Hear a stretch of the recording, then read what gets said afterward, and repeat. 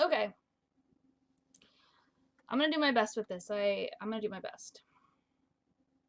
So systematic oppression means that it's built in. It's hard to see because it's built into our narrative. If you guys know about how I talk about brainwashing, narrative is one of the most pervasive and detrimental ways that we are brainwashed, because with narrative, it's a story about how we fit into the world. It's a story about our role in the world. And so when we accept a story to be true for where we fit into the world and how other people fit into the world, when we accept a story as true, that is extremely brainwashing, because we don't realize that we have the power to change the narrative. When we see women as lesser, or black people as scary, or any of those things, that's narrative, and it starts with outside influence. It starts with the news, or with just it's inherent in society. It's what makes a society. So a lot of times we are just repeating these narratives back and forth to each other without recognizing that we have the power to change them. So understand that systematic oppression really begins with narrative, and that is the battleground kind of that we're talking about. And that is where a lot of this change needs to happen. We need to become aware of our thoughts, aware of our understandings, and aware of the information that we're accepting as true. This is all happening. The internet is making this happen for all of us in a lot of different ways. You can't escape these things if you're on the internet and you have any kind of alternative friends at all. You're going to be getting these news stories and this information that things aren't as they seem, and that we're being lied to, and all of this.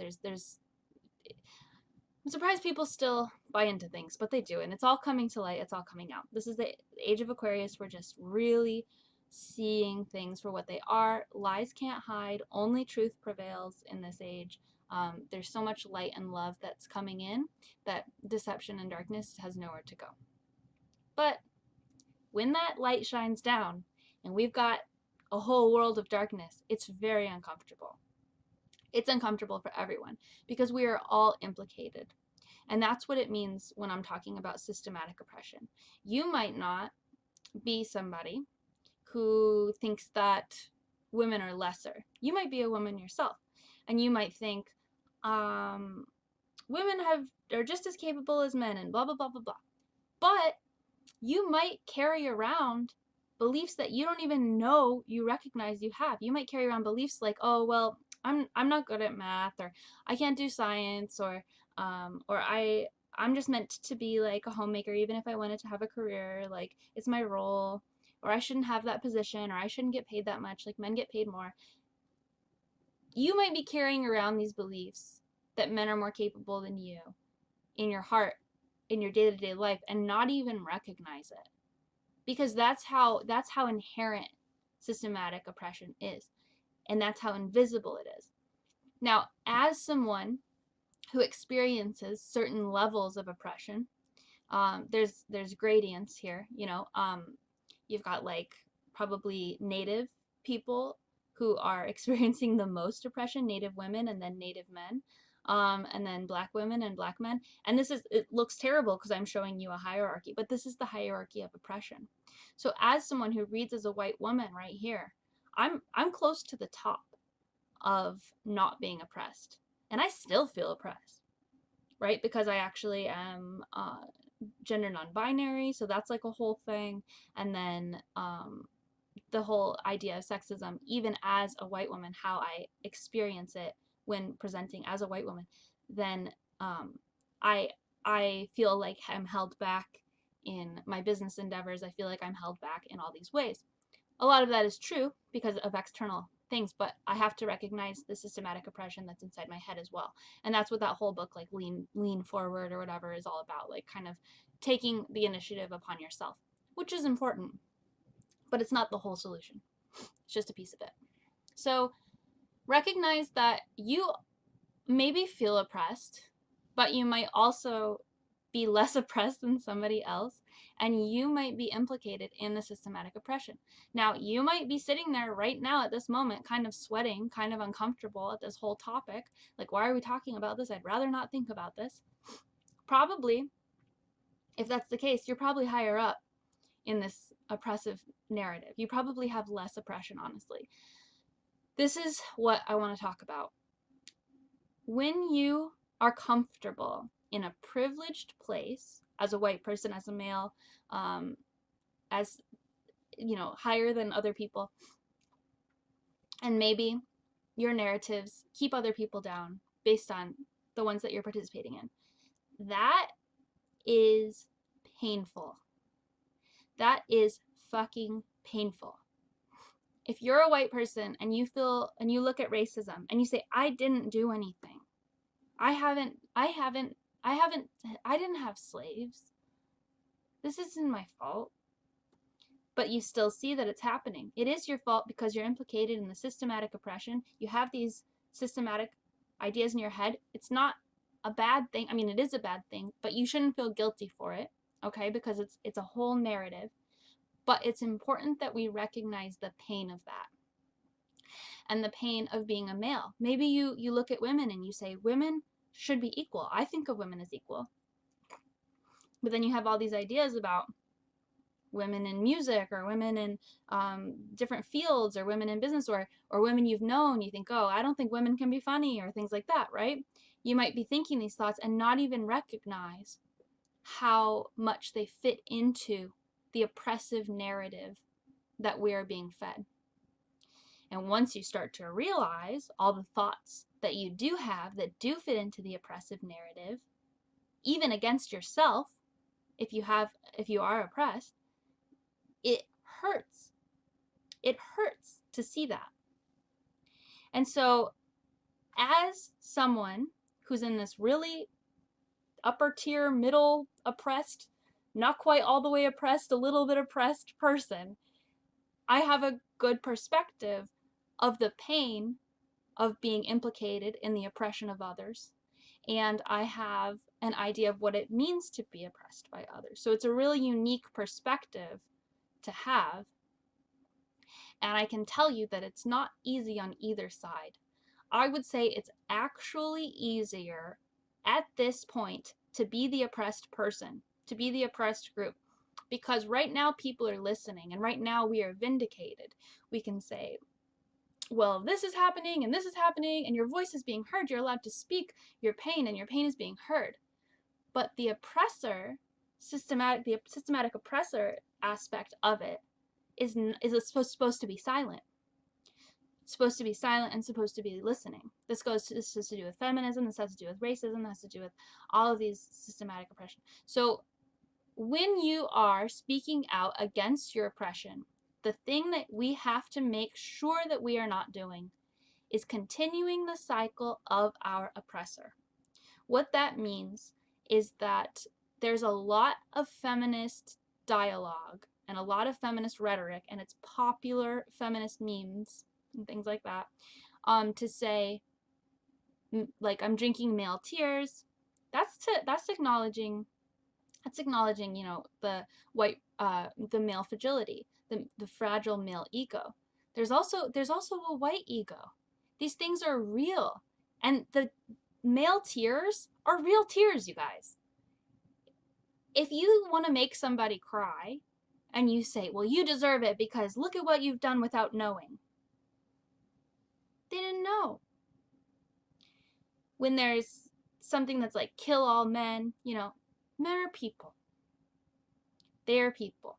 And their realizations, their painful realizations of this time, the pain that they are going through is real and it deserves compassion. And this is the difference between the patriarchy and the matriarchy. The patriarchy says, I am the best, I am on top, everyone is below me, ha ha ha ha ha. That's how our whole society is built. You're just climbing up these power structures, these top-down pyramid power structures, hoping that you get into a comfortable position so you can be above other people and laugh and say, oh, the luxuries, look at my boat, look at my house, look at my wife, right? Like, this is our old ideas that we don't necessarily subscribe to anymore, especially as young people, but they exist in our culture as a whole. Matriarchal change, matriarchal frameworks include equality. That's why when you say feminism, it doesn't mean women on top. It means equality. We have to acknowledge the pain and the suffering of both sides. Yes, of the oppressed, but also the oppressor. Because a lot of times they didn't really even try to hurt you. They didn't even really try to create oppression. Some people consciously have done this. But most people have just bought into societal ideals and perpetuated them without giving it a further thought. And the pain of realizing the pain that they've caused causes them equal pain. Maybe more pain. So as a feminist, as someone who's fighting for racial equality, I see both of these sides. I see my role as participating in privileged white structures where my life has made easier. I've been talked to by cops. You know what the cops do for white women when you get in trouble? I literally was like walking to a party when I was an underage teen, and the cop gave me a ride. Had alcohol on me, was wearing hardly anything. I was a teenager. Like, it was 2 a.m. Cop gives me a ride to the party. Okay, that's a really different narrative than what a person of color would experience, whether they be black, male or female. So recognizing the benefits that I've gotten based on the color of my skin, and recognizing the oppression that's happened to me based on my gender, and recognizing my place in this weird, fucked up hierarchy of society as it has stood, and recognizing that as we are changing, the light is shining down. We are having to deal with these. We're having to look at these things and really understand that we're all one. And what that means is that you do not continue the cycle of your oppressor. You do not try to put the person on top down. You simply try to illuminate them to the pain that you're in. That when they get it, they're going to be in just as much pain as you, if not more. And it hurts. And then we can be there for them. And in being there for them, instead of laughing and being like, ha ha ha, yeah, now I'm on top. No, that's not the future.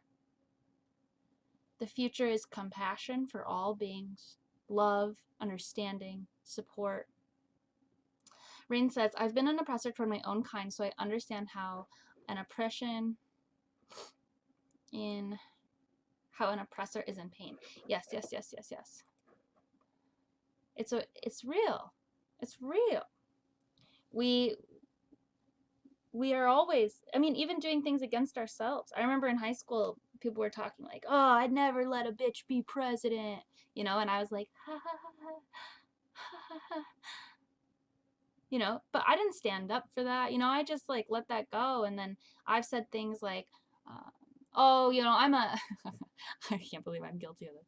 I'm guilty of being like, oh, I don't really get along with girls. I'm more of a guy's girl. I hang out with the guys, I just think that women are catty and like they just care about stupid shit. It's like, yeah, they do, because they've been brainwashed too. And if you have escaped the brainwashing, it's your duty to go and help other women, support them in the pain of letting go of what they've been told is femininity. Guess what? Femininity includes hairy legs. Femininity includes everything that anybody wants to be. Hairy legs is a small example. Doesn't mean that you have to shave your legs, doesn't mean you have to have hairy legs, doesn't mean you have to stay at home taking care of your kids, doesn't mean you have to go to work.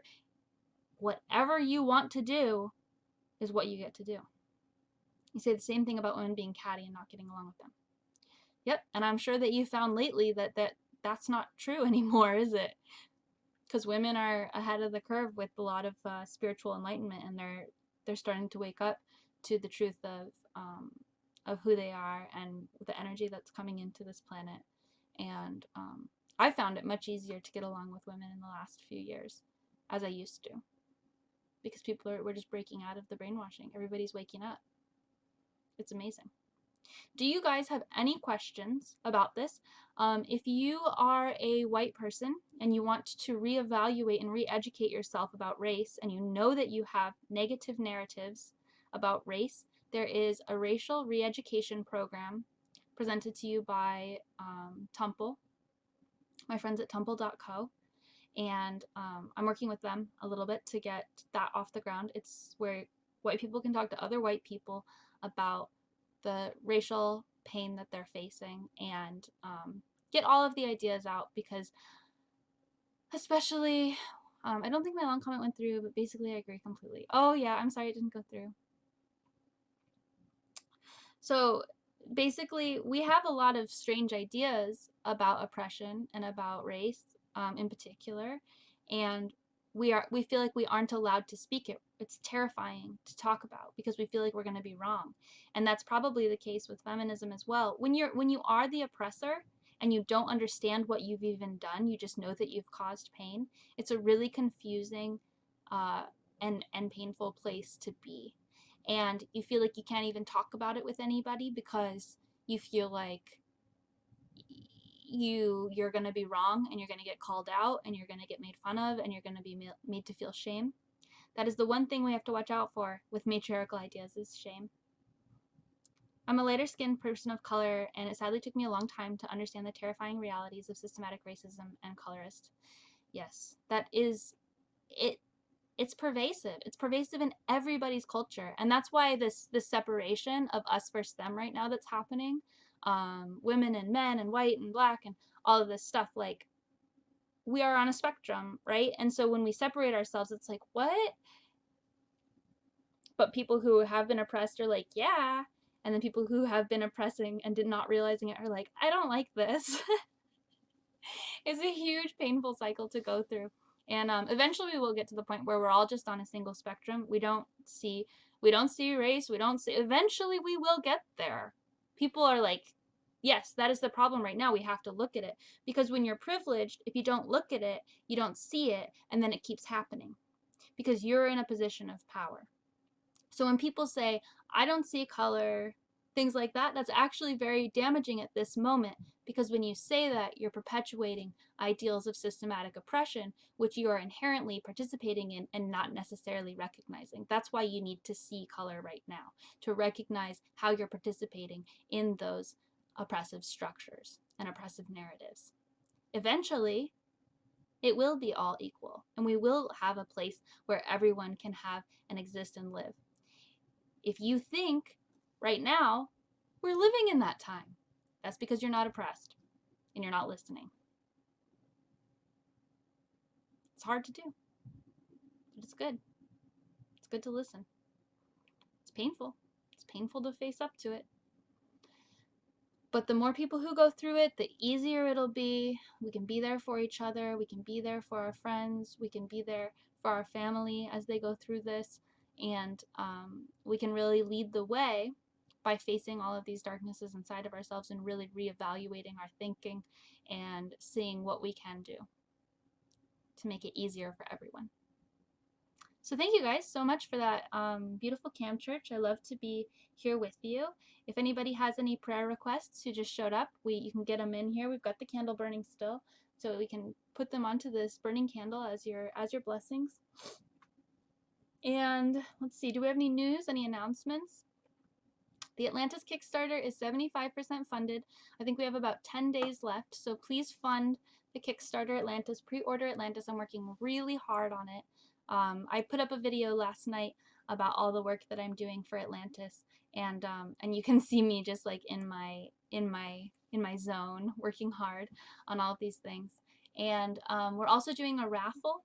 So right now, every dollar that you donate to UNICULT through PayPal, you get a raffle ticket, and the raffle will be drawn on August, let me see here, let's say next week, July 31st, during Cam Church, we'll draw the raffle, and that will be for pre-order of the album. The album will come out as soon as I'm done with it. It'll be available for pre-order.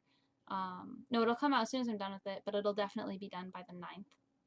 So if you're interested in that, that's the news.